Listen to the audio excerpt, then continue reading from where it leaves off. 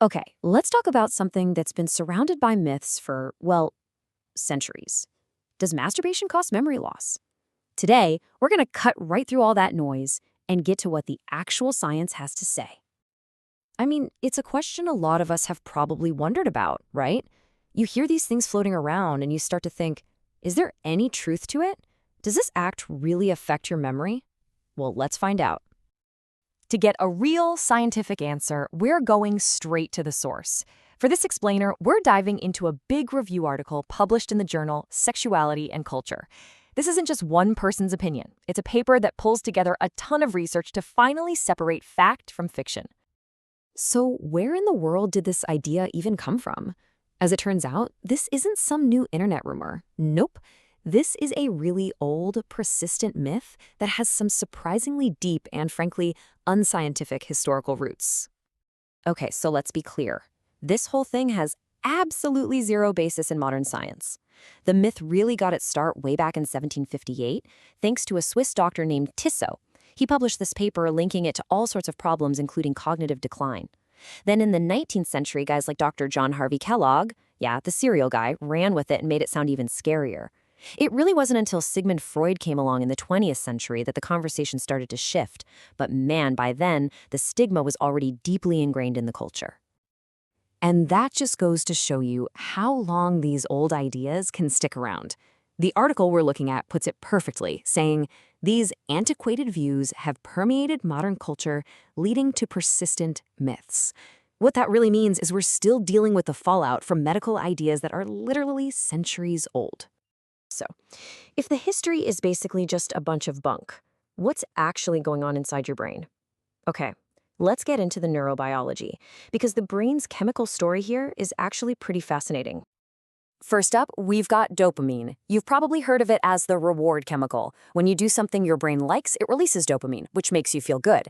But it does more than that. That dopamine surge helps strengthen the connections in your brain, a process that is absolutely fundamental for learning and locking in new memories.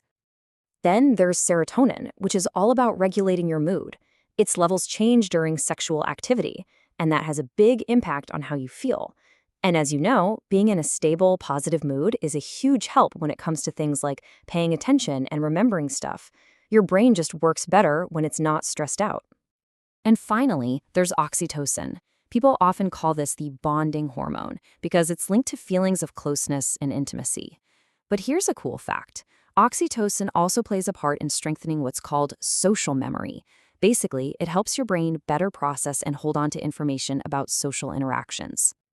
So if you put it all together, it looks like this. The behavior happens, and that triggers the release of all these key brain chemicals. That, in turn, helps regulate your mood and relieve stress. And what does that do? It indirectly supports your cognitive functions.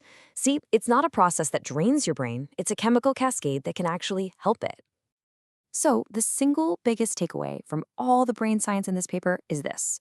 Instead of being harmful, the chemical environment created by sexual activity can actually promote what's called neuroplasticity. That's just a fancy term for your brain's ability to change and adapt, which is, you guessed it, absolutely essential for learning and memory. Okay, so if the biology doesn't back up the myth, then why do some people feel like they have brain fog or memory issues? Well, the article points to a totally different culprit, and it's a big one: guilt. It all comes down to the critical difference between the physical act itself and the psychological feelings you have about it. And this chart really lays it all out. Look, in a positive context, without any guilt, the act leads to stress relief, a mood boost, relaxation, all good things. But if you load it up with guilt and shame, you get the exact opposite: increased anxiety, distracting thoughts, and even chronic stress, all things we know are terrible for cognitive performance. So the problem isn't the act, it's the psychological baggage that can come with it. And the author of the review really drives his point home, writing that the perceived cognitive effects stem more from psychological distress and stigma than from the act itself. In other words, context is everything. How you feel about it matters so much more than the act itself. So with all of this science in our back pocket, let's tackle some of those modern myths. How do some of the popular ideas you see online today really stack up against the actual evidence? This table makes it super clear. The old myth that it drains your energy, science says the opposite. The release of endorphins actually reduces stress. What about the idea from movements like NoFap that abstinence reboots your brain? Well, the article points out that while some people report benefits, there's no solid scientific evidence to back that up. And the claim that abstinence gives you greater mental clarity, some research actually suggests that prolonged abstinence can be linked to more stress and anxiety, not less. And yeah, the review article actually takes a direct look at movements like NoFap.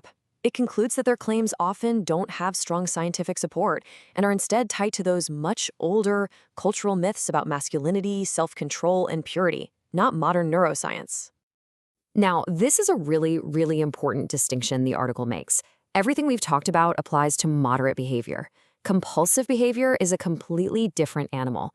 That is linked with real issues like attentional problems and psychological distress, but that's a separate clinical issue, and it's not the same as the old myth that the act itself is inherently bad for your memory. All right, we've gone through the history, the brain chemistry, the psychology, and the modern myths. So after all that, what is the final verdict on masturbation and memory, according to this massive scientific review? The conclusion could not be clearer. There is simply no strong scientific basis for the belief that masturbation directly harms your memory. Period. The evidence just isn't there. So let's just do a quick recap of the key takeaways. 1. Those historical myths about memory loss, totally unsupported by science.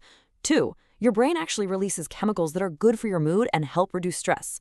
3. Any negative psychological effects are way more likely to come from guilt and shame, not the act itself. And that leads to 4. Its effects really depend on your own personal context and mindset. And that leaves us with one final, much bigger question to think about.